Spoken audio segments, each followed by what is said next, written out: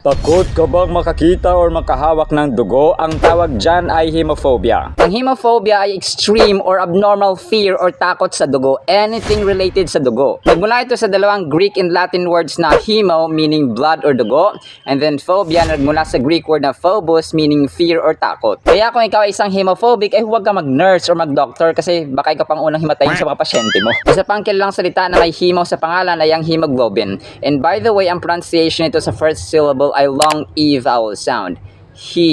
Hemophobia, hemoglobin. Hindi siya he, kundi he. Ngunit may isang dugo na hindi dapat natin kinatatakutan bagkus it's powerful at naglilinis sa ating kasalanan. Ang dugo ni Lord Jesus Christ na dumanak sa krus ng Kalbaryo.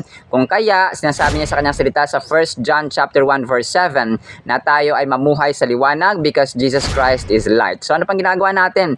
Basahin natin ang kanyang salita so that we will know the truth and we will live according to His purpose sa ating buhay. So let's love, let's read and obey what's in the Holy Bible. Muli ako si Casembrano Dennis, ang little Kuya Kim mula namin sa Villa Families na nagsasabing ang buhay at ang purpose ay mahanap natin sa Diyos. Yan ang kalaman na dapat alam mo.